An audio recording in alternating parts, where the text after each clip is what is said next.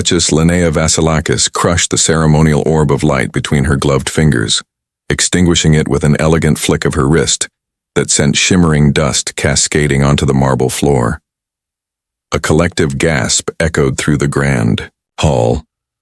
The 500 assembled nobles, diplomats, and sycophants clutched their jeweled collars in performative shock. "My apologies," Linnea said, her voice like ice.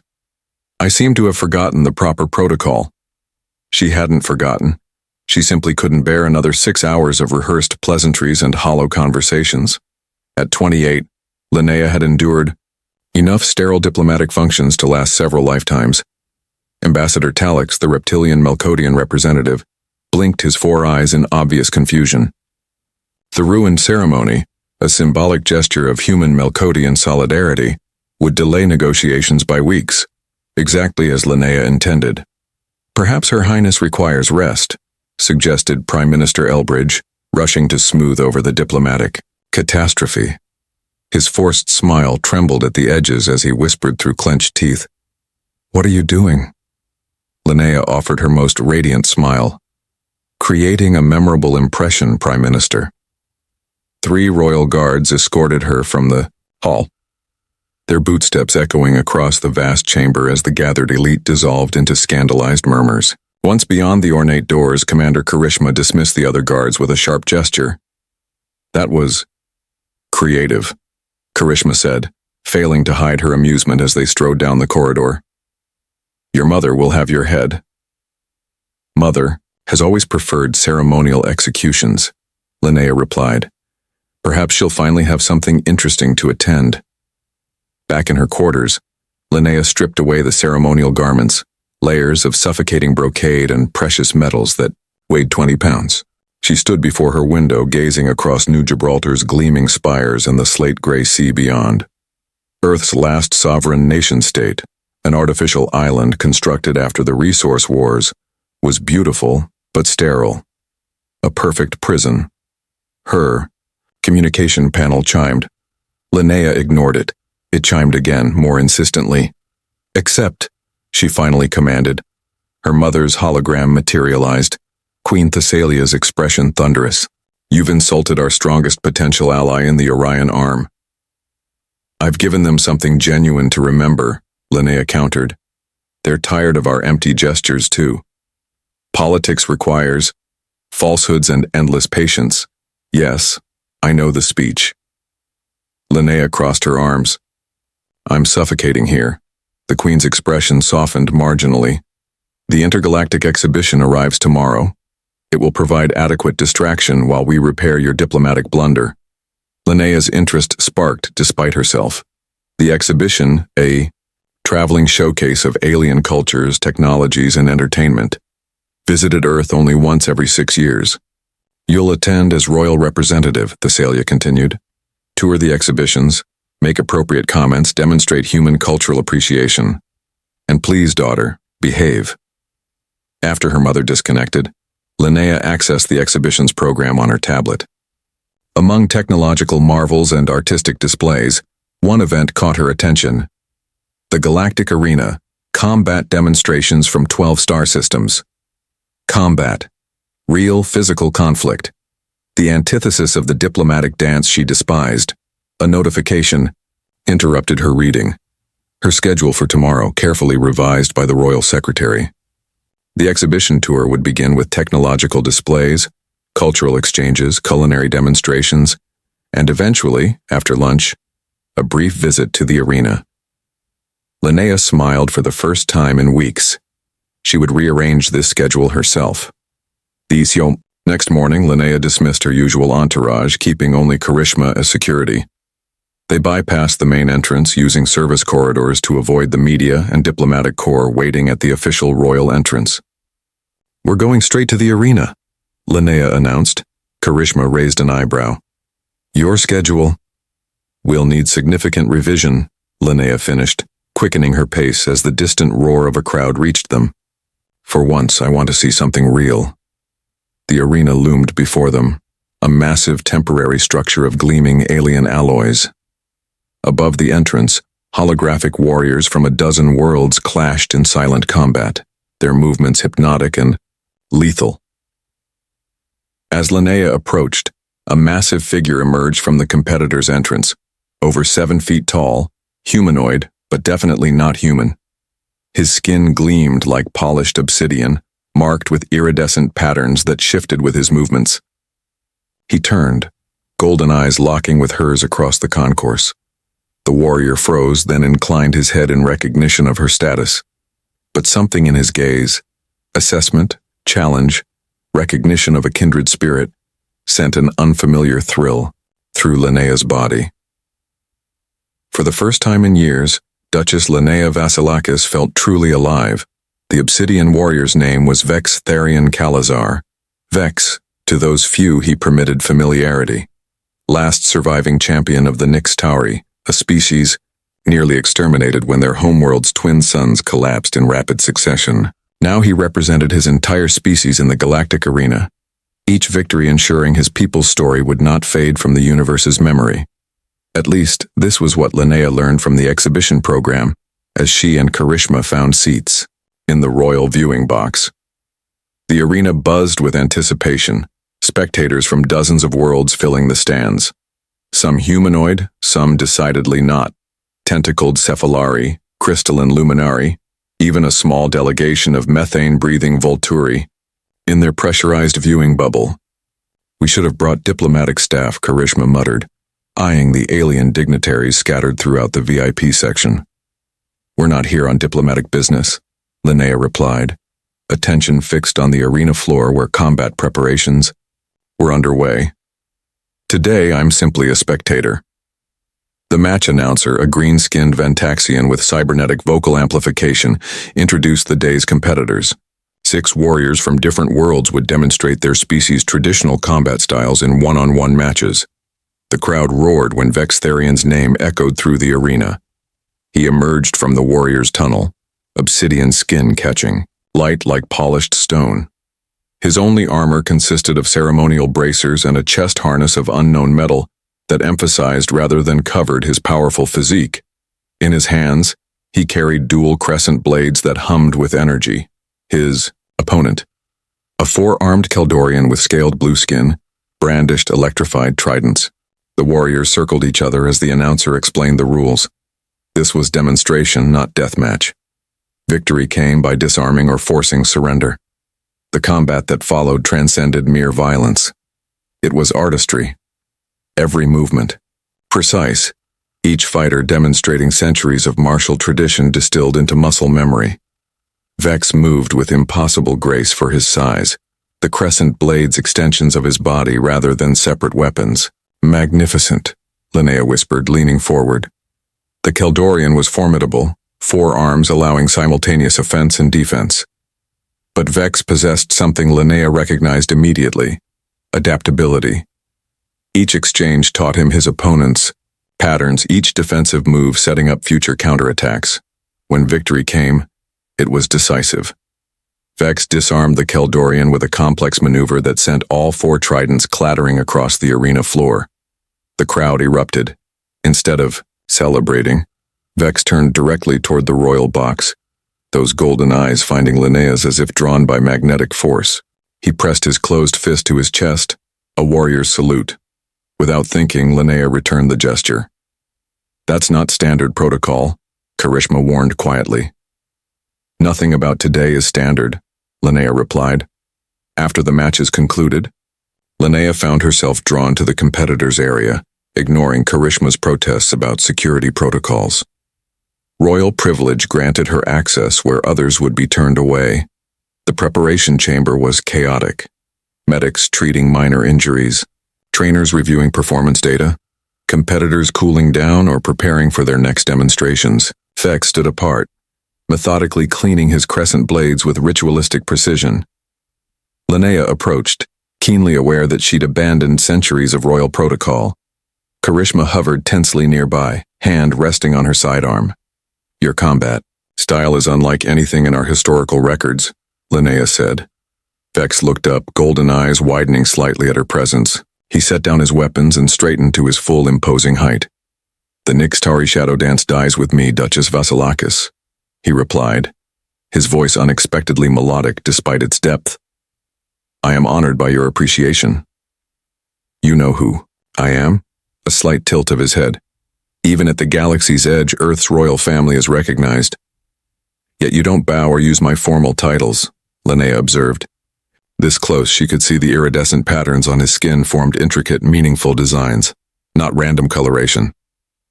The Nixtauri bow only to superior warriors, Vex explained. Would you prefer false deference based on birth rather than honest respect between equals?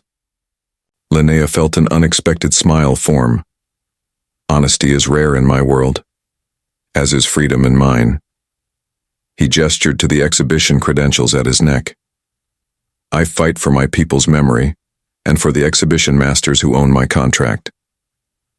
Before Linnea could respond, exhibition officials approached, clearly alarmed by the royal visitor in their competitor area. Formal introductions followed, along with effusive apologies for the champion's directness. No apology needed, Linnea replied. Actually, I wish to extend an invitation. Tomorrow evening, the palace hosts a reception for exhibition representatives. I'd like the Nixtauri culture represented. The officials exchanged nervous glances. The champion's contract, one began. I'm sure we can negotiate suitable terms, Linnea said, in the tone that ended further discussion. As she departed, Vex called after her. Duchess. She turned. Tomorrow, I demonstrate hunting techniques rather than combat forms. Perhaps you would find it educational. Their eyes locked again, challenge evident in his golden gaze. Perhaps I will, Linnea replied, already rewriting tomorrow's schedule in her mind. For the first time in years, something had broken through the numbing routine of royal life. Something dangerous, unpredictable, and completely irresistible. The exhibition's apex predator demonstration had drawn a smaller crowd than yesterday's combat showcase, but Linnea found it far more fascinating. While combat matched warrior against warrior, the hunting demonstrations revealed how each species had evolved to survive on their homeworlds. Vex moved through the recreated alien jungle like a shadow, his obsidian skin allowing him to virtually disappear against the darkness between trees. The holographic prey, programmed with actual survival instincts and behaviors of extinct species from his homeworld, never sensed his presence until it was too late. The Nixtauri evolved in perpetual twilight, explained the announcer. Their binary star system created unique conditions where true darkness never fell, yet bright light never dominated. They became masters of the in-between spaces. Much like diplomacy, Karishma murmured beside Linnea. Except honest about its predatory nature, Linnea replied. After the demonstration, Linnea found herself in conversation with exhibition director Orlov, a thick-set human with cybernetic enhancements, who managed the Earth tour. Your interest in the Nixtauri champion is noted, Your Highness, Orlov said, choosing words carefully. However, his contract has strict limitations. I'm simply interested in cultural exchange, Linnea replied coolly. Orlov's smile didn't reach his eyes. Of course, but understand that Champion Kalazar represents a significant investment. His species' rarity makes him the exhibition's most valuable asset. You speak of him as property. His contract was freely signed when we discovered him fighting in Outer Rim death pits, Orlov countered. We provided legitimate purpose, comfortable quarters, medical care. The exhibition saved his life. While profiting handsomely, Linnea observed. Orlov shrugged. Commerce and compassion need not be enemies, Your Highness. The palace reception is approved, but with security provisions and time limitations. When Linnea returned to the palace, she found organized chaos. Her impulsive invitation had thrown the Royal Protocol Office into disarray. Security concerns, diplomatic implications, menu adjustments for non-human digestive systems, 1,000 details requiring immediate attention. Queen Thessalia summoned her immediately. You've invited an exhibition gladiator to a diplomatic reception, her mother stated flatly. Explain. The last Nixtauri warrior in existence seemed worthy of cultural recognition, Linnea replied, maintaining perfect composure. Isn't that our purpose? To represent humanity in galactic affairs? Don't play political games with me, daughter. I invented most of them. Thessalia studied her with uncomfortably perceptive eyes. Your sudden interest in alien cultural preservation coincides remarkably with meeting an attractive specimen. Linnea's cheeks warmed. That's reductive and insulting, but not inaccurate. The Queen sighed. The invitation stands. Rescinding would cause greater diplomatic issues than proceeding. But remember your position. Royal infatuations become interstellar incidents with remarkable speed. That evening, Linnea found herself unusually concerned with her appearance. She dismissed the royal stylists, selecting a gown of midnight blue that mirrored the iridescent patterns she'd observed on Vex's skin. The gesture would likely go unnoticed by court observers, but would be unmistakable to him. The reception began with typical diplomatic tedium, representatives from 17 worlds exchanging practiced pleasantries. Linnea performed her duties flawlessly, years of training allowing her to navigate conversations while her mind remained elsewhere. When Vex finally arrived, the entire atmosphere shifted. He'd been provided formal attire, a variation of Earth's diplomatic formal wear modified to accommodate his physiology. The black material contrasted dramatically with his skin, making the iridescent patterns more pronounced. Protocol dictated that Linnea wait for him to be formally presented.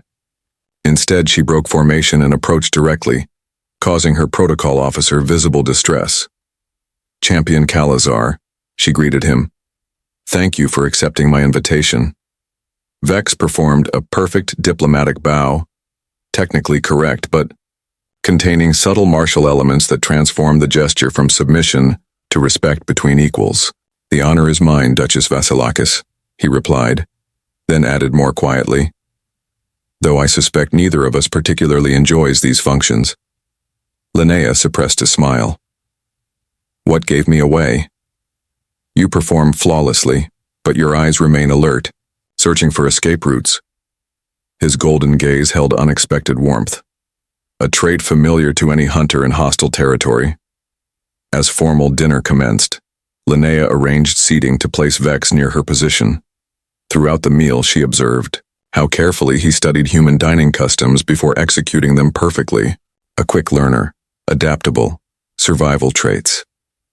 When conversation turned to interstellar relations, Vex offered insights from his travels that even veteran diplomats found valuable. He spoke of frontier worlds and developing species with first-hand knowledge no Earth diplomat could claim. Your perspective would benefit our diplomatic corps, Linnea said as dessert was served. The exhibition owns 5 more years of my perspective, Vex replied, the lightness in his tone covering something harder beneath. Later, as musicians played, Linnea made her boldest move yet, requesting Vex as a dance partner. Murmurs rippled through the assembly. I'm unfamiliar with Earth formal dance, he warned quietly. Follow my lead, she replied. Consider it a different form of combat training. As they moved across the floor, Linnea was acutely aware of every point of contact between them, his skin surprisingly warm, the intricate pattern seeming to pulse with his heartbeat. Despite his size, he moved with perfect precision, adapting instantly to each step she introduced. You're a natural, she said. Movement is universal, he replied. Only the patterns change. Their eyes locked, something unspoken passing between them. For one dangerous moment, Linnea forgot the watching eyes, the political implications, the fundamental differences between them. Then reality intruded as Director Orlov appeared at the edge of the dance floor, tapping his chronometer meaningfully. Vex's time allocation had expired. As he prepared to depart, Vex spoke quietly. Tomorrow's demonstration involves aerial hunting techniques. The exhibition has provided a limited number of observer flight suits for distinguished guests. The invitation in his words was unmistakable. I'll be there, Linnea promised, ignoring the alarm bells ringing in her diplomatic mind. This was no longer about escaping boredom. Something deeper was pulling her toward this impossible connection. Something worth risking reputation, position, and possibly much more. The aerial demonstration dome towered over the exhibition grounds, its transparent panels revealing flashes of movement within, darting figures navigating complex three-dimensional space. Outside, Linnea and Karishma stood with a small group of dignitaries preparing to enter. "This is inadvisable," Karishma muttered as technicians helped Linnea into the observer flight suit, a lightweight exoskeleton that would allow her to safely maneuver in the modified gravity environment. "Your concerns are noted," Linnea replied, excitement coursing through her veins. After 28 years of carefully regulated royal existence, the prospect of weightlessness felt like the ultimate freedom. The dignitaries entered first, ambassadors from spacefaring species curious about the hunting techniques of the legendary Nixtauri. Linnea waited until last, Karishma stubbornly remaining grounded despite being offered a suit. "I can protect you better from here," the commander insisted, though Linnea suspected her refusal had more to do with the undignified appearance of the gangly exoskeletons. Inside the dome, gravity diminished in carefully controlled zones.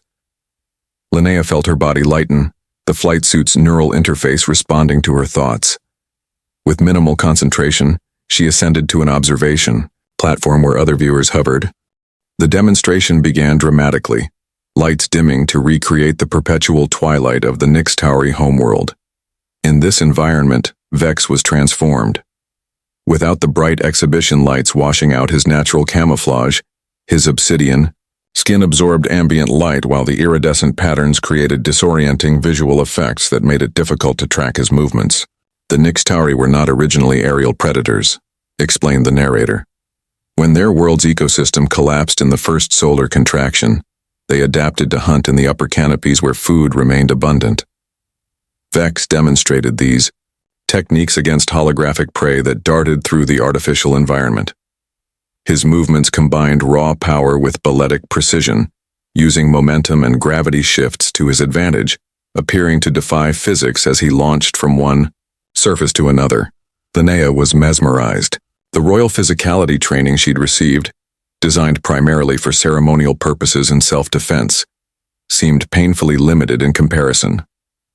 When the planned demonstration concluded, most observers returned to the ground. Linnea remained, hovering, testing the limits of her flight suit with increasingly bold maneuvers. "You adapt quickly," came Vex's voice from behind her. She turned to find him suspended nearby, golden eyes reflecting ambient light. Without the audience, something in his demeanor had softened. "Our bodies understand freedom, even when our minds forget," she replied. He gestured toward the center of the dome. "Would you care to try something more challenging?" Without waiting for her royal permission, a refreshing change, he glided effortlessly toward a complex arrangement of floating platforms. Linnea followed, quickly discovering that what appeared simple in his execution required intense concentration from her. "The key is anticipation," Vex explained, demonstrating a maneuver that used momentum from one platform to carry him to the next. "Your body must commit while your mind already plans 2 moves ahead." Linnea attempted to replicate his movement, nearly succeeding before missing her target. Before she could fall too far, Vex's hand closed around her wrist, steadying her. That touch, skin against skin without diplomatic gloves or ceremonial barriers, sent electricity through her system that had nothing to do with the flight suit's neural interface. For 2 hours, they navigated the aerial playground, Vex teaching hunting principles that doubled as philosophy. The longer they practiced, the more Linnea understood his perspective. Survival required constant adaptation, anticipation of threats, and above all, absolute honesty about one's capabilities and limitations. "You would have made a remarkable Nixtauri," he said as they finally descended. "And you would make a terrible royal," she replied with genuine warmth. "You're far too direct." His laughter, the first she'd heard from him, was unexpectedly musical. As they returned their flight equipment, Linnea made a decision. "Tomorrow night, the Botanical Archives open their alien flora wing. As royal patron, I'm conducting a private viewing. Would you join me?" The invitation crossed several diplomatic boundaries. The archives housed Earth's most precious biological treasures, including DNA samples of extinct species and irreplaceable alien specimens.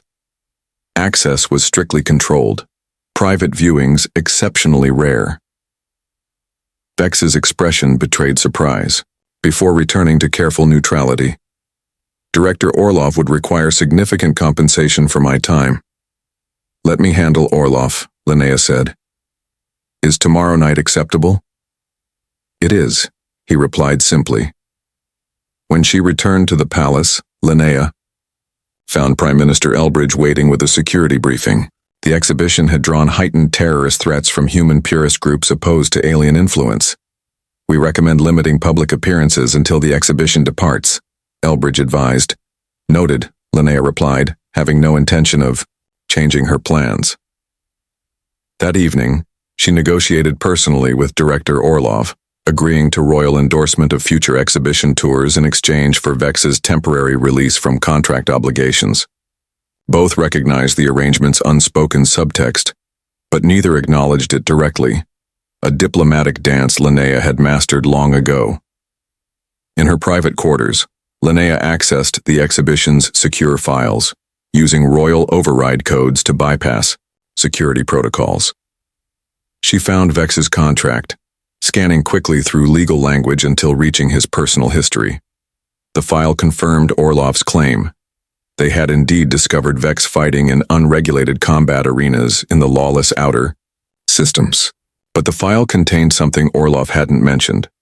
Before fighting for survival, Vex Therian Kalazar had been his people's chief xenobiologist and cultural preservationist. He wasn't merely a warrior, he was a scholar forced into combat, by circumstance and extinction. Linnea closed the file, a new understanding forming. Tomorrow night would be more than a romantic interlude. She was offering something he'd lost when his world died, access to knowledge and preservation of interspecies botanical understanding. For the first time in her diplomatic career, Linnea felt her royal position serving a purpose beyond ceremony.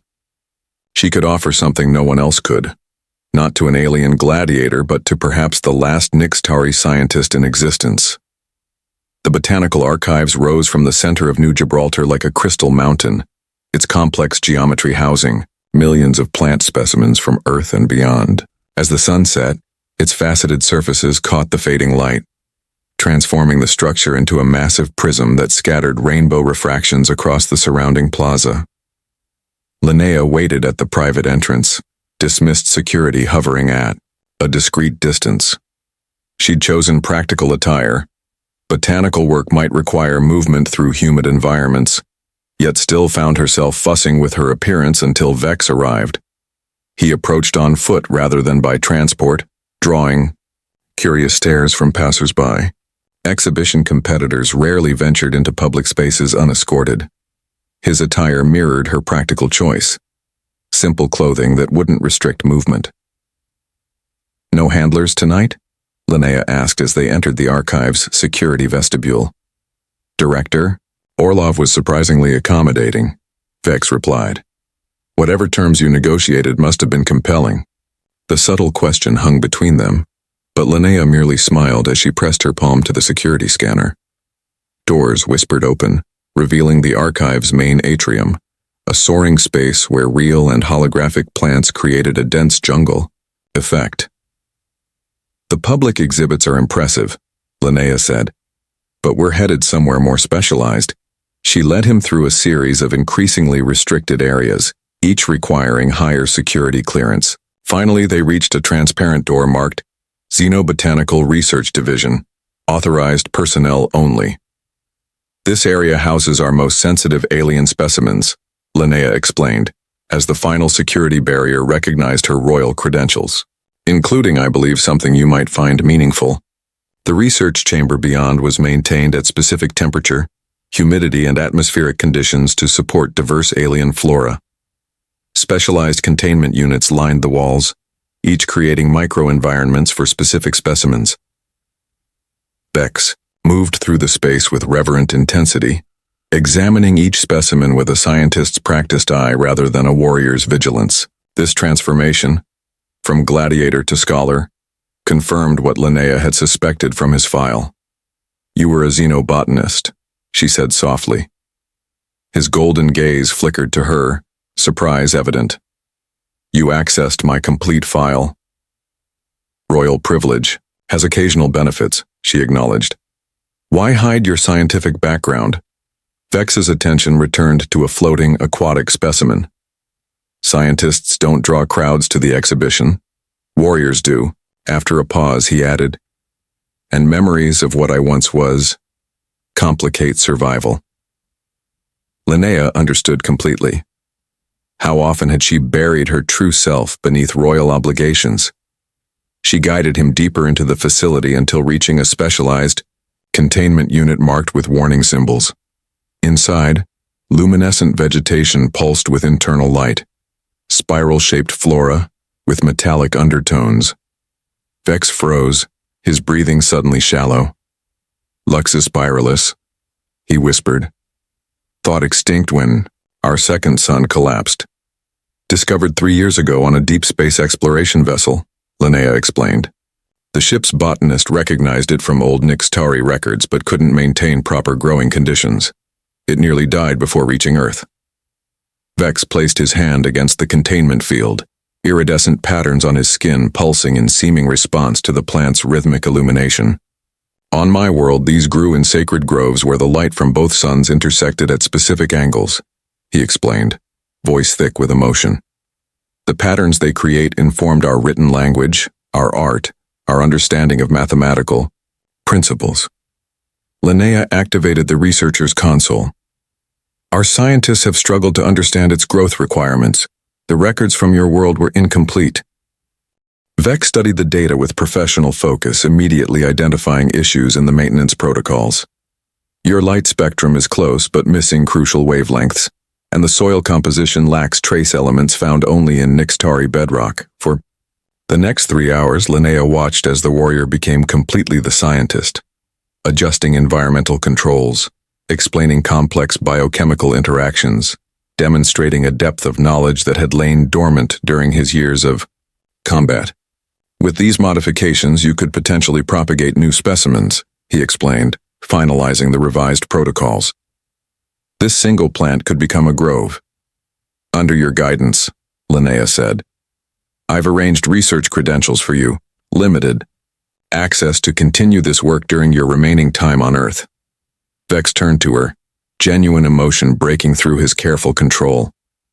Why would you do this? Because some things are too precious to lose, she replied simply. Knowledge, species, cultures, people. The moment stretched between them, heavy with unspoken meaning. Then Vex did something unexpected. He reached for her hand, turning it palm up. From a small pouch at his waist, he removed what appeared to be a seed, placing it carefully in her palm. Lux memoriam, he explained. Memory light. On my world, these were exchanged only between those who wished their paths to cross again, no matter the distance between them. The seed pulsed once, against her skin, absorbing her biological signature before becoming dormant again. I've carried this since my world died, Vex continued, the last of its kind like me. The profound trust in this gesture wasn't lost on Linnea. This wasn't a diplomatic exchange or calculated political move. It was perhaps the most honest interaction she'd experienced in years. I'll need instruction on how to nurture it, she said, carefully securing the seed in a specimen container. It requires patience, Vex replied, and conditions that might be difficult to create in a royal environment. I'm discovering unexpected aptitudes lately, Linnea said with a smile. As they prepared to leave the archives, an urgent communication reached Linnea's secure channel. Commander Karishma's voice, tense and professional. Security breach at the exhibition grounds. All royal family members advised to return to secured locations immediately. Vex received a similar alert through his exhibition communicator. What's happening? Linnea asked. Unknown intruders at the competitor quarters, he replied, already shifting back to warrior mode. I need to return. Not alone, Linnea decided, activating her communication implant. Commander, prepare transport and tactical team. We're heading to the exhibition grounds. As they hurried through the archive's security checkpoints, Linnea noticed Vex watching her with newfound appreciation. "What?" she asked. "I see the warrior beneath the royal exterior," he replied. "It suits you." For the first time, Linnea felt her dual nature as an advantage rather than a contradiction. The diplomatic training that had felt like chains now served as armor, as she prepared to face an unknown threat, at the side of someone who understood both struggle and survival, in ways her sheltered royal existence never could. The Royal Tactical transport cut through New Gibraltar's night sky, emergency protocols clearing all traffic from its path. Inside, Linnea and Vex sat opposite Commander Karishma and 4 elite royal guards reviewing security footage on holographic displays. 3 separate breach points, Karishma explained, highlighting sections of the exhibition perimeter. Precision charges military-grade cloaking technology, not amateur terrorists. The security feeds showed masked figures moving with coordinated efficiency through the exhibition grounds, disabling security systems and neutralizing guards with non-lethal but effective tactics. "They're targeting the competitor quarters specifically," Vex observed, "not the technology pavilions or valuable artifacts." "Targeting you?" Linnea asked. Vex's expression darkened. "Or any competitors with unique biological characteristics." Understanding dawned. "Biopirates." Karishma nodded grimly. "The black market for exotic biological materials has exploded since interspecies contact. Rare alien DNA commands astronomical prices. And nothing more rare than the last Nixtauri," Linnea concluded. The transport touched down at the exhibition's emergency access point. Karishma outlined the tactical approach. "We secure the competitor quarters, evacuate any remaining athletes, then coordinate with exhibition security to sweep the grounds. I'm coming with you," Linnea stated flatly. "Absolutely not, Your Highness," Karishma replied. "Royal protocol explicitly prohibits—" "I'm invoking sovereign emergency authority," Linnea interrupted, using a rarely employed royal prerogative that temporarily superseded standard security protocols. "Commander, provide tactical equipment." Vex watched this exchange with obvious surprise. Karishma looked ready to object further but recognized the futility. From a secured compartment, she retrieved lightweight body armor and weapons. "This was not how I expected our evening to conclude," Vex remarked quietly as they prepared. "Disappointed?" Linnea asked, securing her armor. "Quite the opposite," he replied, finally seeing beneath the diplomatic facade. They moved through the exhibition grounds in tactical formation, encountering signs of struggle but no active threats. The competitor quarters had been thoroughly breached, doors forced open, security systems disabled. Most competitors were attending a reception across the grounds, Karishma explained after checking the manifest. Only 3 were in quarters during the attack. They found the first victim, a crystalline luminary competitor, unconscious but alive. Medical nanites had been deployed to stabilize her condition. Tissue samples extracted, the medic reported, pointing to precision incisions. Minimal damage but definitely surgical collection. The second competitor, a sentient plant-based life form, had suffered more extensive damage. Entire limb segments had been removed. In Vex's quarters they found evidence of struggle. Furniture destroyed, walls damaged, but no sign of the warrior himself. "They came prepared for Nixtauri resistance," Vex noted, examining residue on the floor. "Specialized paralytic agents calibrated to my species' neurology." "How would they obtain such specific compounds?" Linnea asked. "Only one source would have my complete biological profile," Vex replied grimly. "The exhibition management." Security alerts interrupted further discussion. Motion detected in the experimental technology pavilion. The team moved quickly through the grounds, approaching the massive structure that housed prototypes from dozens of worlds. Inside, they found what they sought. 6 figures in tactical gear loading stasis containers onto gravity sleds. In one container, a Nixtauri body floated in suspension fluid. "That's Mexavoran," Vex whispered, shock evident in his voice. "My species' brother. He was supposed to be dead, killed in the Outer Rim conflicts." They faked his death, Linnea realized, kept him in stasis as a biological resource. Before Karish,